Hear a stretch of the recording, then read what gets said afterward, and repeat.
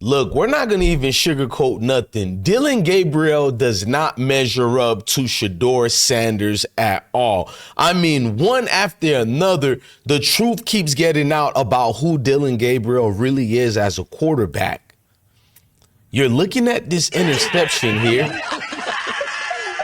The hell is that?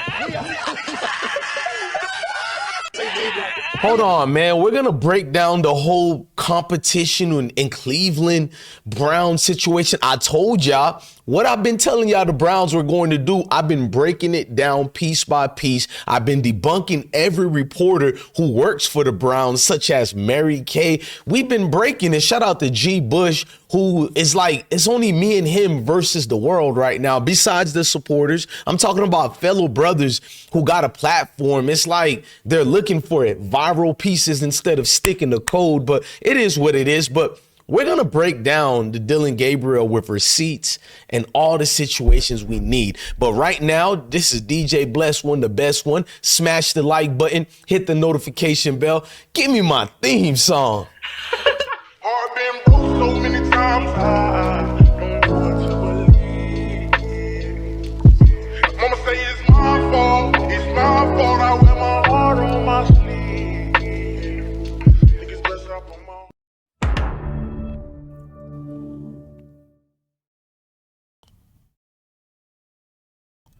I don't even want to Jones about this. I want to be for real. We've been watching Shedeur in practice, and everybody says the same thing we're hearing.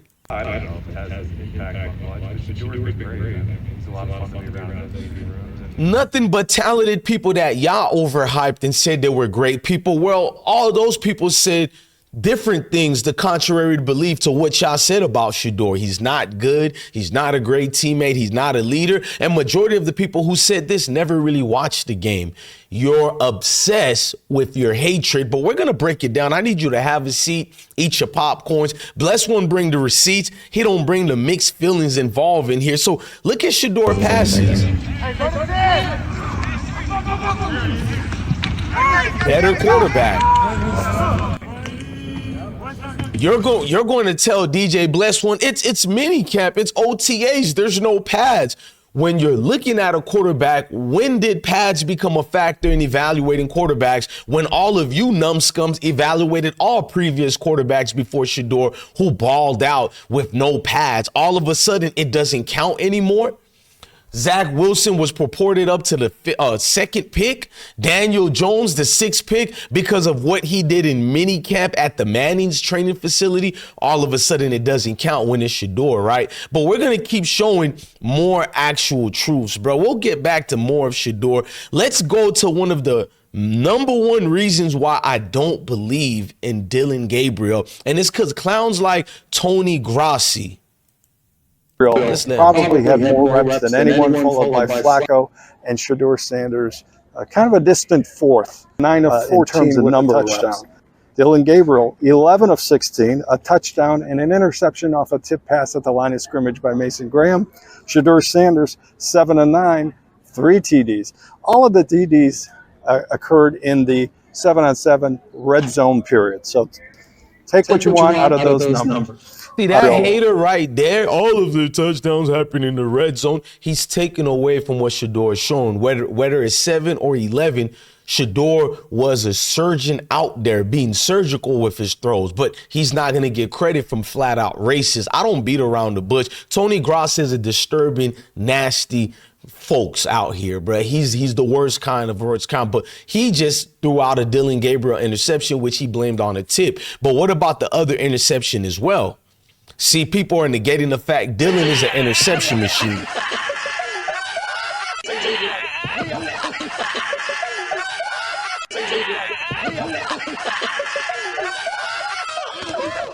That was not a tip ball right there. So why didn't Tony Grossi mention that interception right there? See, you guys, the day before that, Shedeur had better stats, and I'll show it later. He was 7 of 9, I think. Let me show it now just to show proof to back up what I'm saying. So Shedeur was 7 of 9. Like I said, Flacco was 9 of 14. Pickett was 9 of 16. And Gabriel was 11 of 16.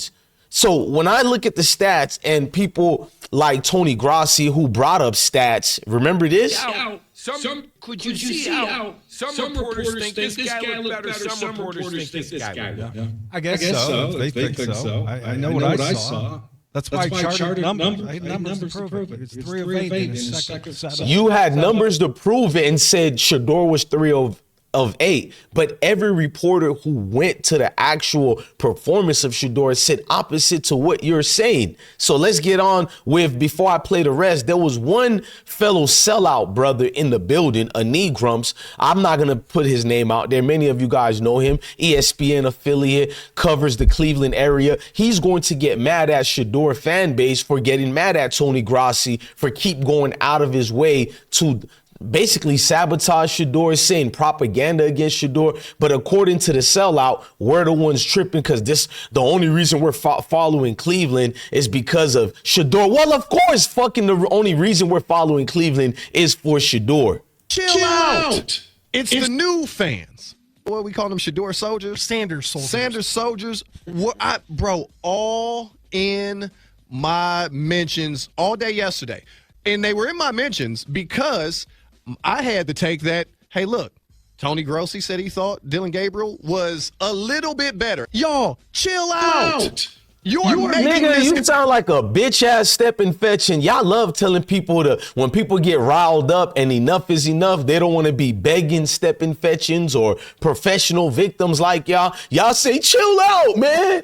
Bless one, you're going too hard, bro. You're a Mayo stepping fetching soldier, bro. That's what you are. You call brothers sticking up for brothers a soldier. Then you said it correctly. I'm not a Shedeur soldier. I'm a black man soldier. Never get that twisted. I'm the human race soldier, the human beings of the world soldier. Get it corrected, stepping fetching. But enough with that, and let's show more hatred towards Shedeur because he's balling out here. Which quarterback, Dillon Gabriel or Shedeur Sanders, do you think will be on the Cleveland Browns longer? Oh, God, you got to say Sanders. That's a tough one, though. Sanders' career with his dad at Colorado. A vast majority, the majority of his yardage was picked up on safe screen passes. Plus, getting the ball into Hunter's hands. You get the ball into this guy's hands, and he can take it all the way. Sounds like a blabbling idiot. Brennan, listen, Bruce Brennan, just say you don't watch football. You watch race, because, like, if you don't like Shedeur, cool, but why downgrade him to some below average quarterback? That's the most disgusting thing about most stepping fetchings and Mayo races out there. If you don't like Shedeur for whatever race reasons and complexions of protection reasons, cool. That's life. I don't really care about that part. Nobody wants to heal the world, make it a better place. Head ass nigga, get the fuck on out of here, bruh. Don't do all this extra. We watch football too. We have our own analysis of what the situation is. It doesn't live by I'm Mayo and I say so. Man, give me my BLT sandwich. Hold the goddamn manners. You feel me? So let's keep going, man. On the reporters who did end up giving Shedeur his props. Better to you? Did one of the two look better to you in what they were asked to do than the other? In just throwing the ball, it's not close. Shedeur Sanders. It's not close not either. Close. No. Wow, that's okay. Now that's news. That's news. But let me couch that by saying this is rookie minicamp. Sure. No pads, no full speed competition. Nobody coming to knock your head off. It's telling. They're side by side, and they're not asked to do much, but they're both asked to do the same thing. And that one of them looked discernibly better than the other. I think that I didn't know that we would get that out of this minicamp. We're standing here, Jay. They're on the field. They break the huddle from team together.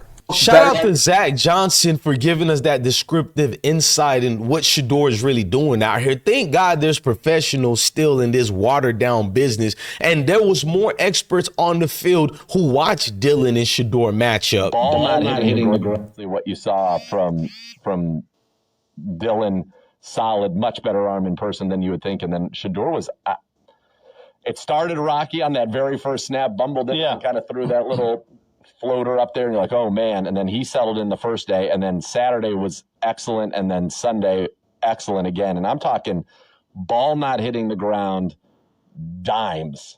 I mean, dimes. Like, so I'm looking at Colin Cowherd, who now all of a sudden, just like I exposed Chris from whatever his show is, you feel me? Always cosplay like a brother, but he's really the same typical male. Just like Colin Cowherd, now he's against the Sanders and doing all this nasty propaganda out here. And I keep showing you proof how he was on one side. Now he flipped the other side for ratings and reasons, and maybe even to antagonize a certain segment in the community for racial reasons. But this is Colin admitting that Shedeur was way better than Dillon. 6'2". Shedeur is 6'2", historically accurate, and I have seen him standing around normal-sized people. He's big. He's a big 6'2". Mahomes is 6'1.5". Aaron Rodgers, you never think about his size. He was 6'5". Peyton was 6'5.5" or whatever he was. Dillon Gabriel is noticeably smaller and thinner than Bo Nix, and Bo Nix is not ideal size in the NFL. He is a very, very small guy. Shedeur Sanders, he's much bigger and much better. Of course, Colin, and I told y'all, don't listen to these pundits. They say anything. They just stick the code. If it looks like their grandkids and it look like it could be their sons, brothers, and neighbors, they'll favor that person no matter if it's Oscar the Grouch, meaning straight trash. Doesn't matter. They'll favor it. But we don't like doing the same thing. But yet they look at us in a, yeah, I'm not going to say that part. Don't let that go over your head. But we'll keep going. So this is better than Shedeur? This trash work right here? Dillon keeps throwing interceptions is what you guys don't understand. Even during the first rookie minicamp that was mandatory, he threw 4 interceptions in one day alone. Don't negate the fact he had other interceptions on other days as well during that rookie minicamp. So we'll probably just estimate, if we have to guesstimate, maybe 7 to 9 interceptions on one camp alone. And this guy automatically got placed number 2 on the depth chart right behind Kenny Pickett. No real competitions going on. Even Coach Kevin Stefanski admitted it's going to be limited reps for certain quarterbacks, but it was only one quarterback with limited reps that day. That was Shedeur Sanders. How could you be favorable to even have a fighter's chance when you're not given a raft up there in that ocean, big body of ocean, and you're told to just drown away and you're not really part of the competition without saying so? Don't fall for the wordsmiths and the semantics like R&B singers. That's what these folks from that community are. They'll say lovely, sweet things, but you could read between the lines of what they're really doing.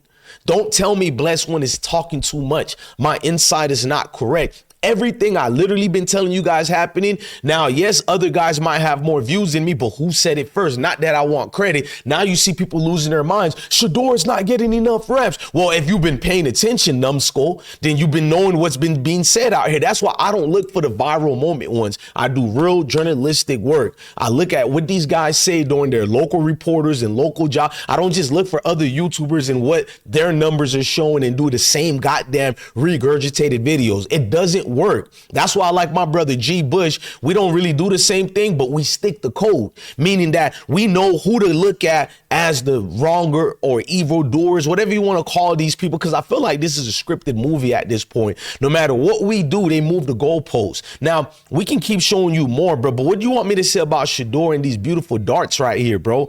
This dude is excelling in every which way of this camp, whether it's mini camp with rookies, you guys made excuses and moved the goalposts.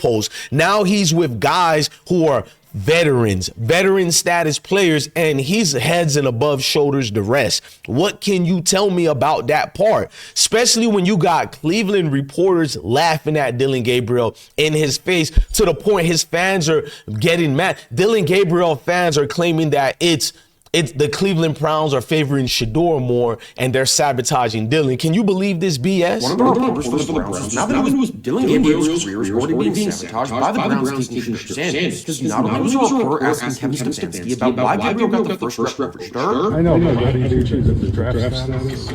Yeah, I wouldn't look at anything. But one of the reporters for the Browns, now that it was buddies off screen, that Gabriel is showing that he is to try to undermine Dillon Gabriel. Gabriel's not trying to undermine him. If you've been paying attention, groupie of Dillon, and I'm a fan of Shedeur, so Dillon could have his own fans, but don't lie because you root for him. That's one thing I try not to do, and I don't do it, bro, because that's proper journalism. With Shedeur, they're against him, bro. We see all the overwhelmingly proof. How could they be against Dillon if he got granted the number 2 depth chart and he's the interception machine?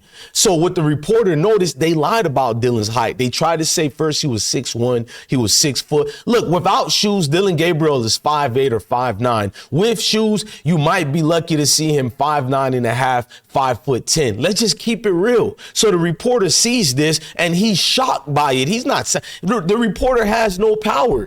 But he's telling the truth. He's looking at Dillon like, look, he's going to be muted a little bit. Watch this. Thank you guys. Look at this. The reporter is paying attention and he's like, bro, I'm taller than him. He keeps saying it 3 times because it's shocking. This guy, we used a 3rd round pick on a quarterback who smaller than majority of our reporters, bro. Not that height means anything, but you have to know how to use your disadvantage to make it and create it as an advantage for the team and the players around you, just like a Kyler Murray, just like a Drew Brees. These weren't tall quarterbacks at all. So I'm not one of these people to negate the fact that, oh, you're short and all that. No matter the height, if you can play, you can play. Just like Bryce Young. They didn't give him a fair chance because they tried to favor that the height was a problem. No, but late in the 2nd year, he started progressing. If you can manage your height, then height shouldn't be a problem. But the problem with Dillon, he keeps throwing interceptions and he doesn't even have pads on. Could you imagine when they start wearing pads, what that boy is going to start doing? Dear God, could you imagine when it's preseason and the other teams are allowed to hit him? We already know if that god-awful line the Browns have. Bro, it's a lot I could go on, but the stats speak for themselves. The facts speaks for themselves. Dillon Gabriel, by far, is not better than Shedeur in no movie, in no world. We can be on Pluto. He's just not better. I'm DJ Bless, one of the best one. Love your family, love your kids, and stay blessed. This competition they're having, this fake quarterback competition, is really bigger than football and deeper than football. I've been broke so many times, I don't want to believe. Mama say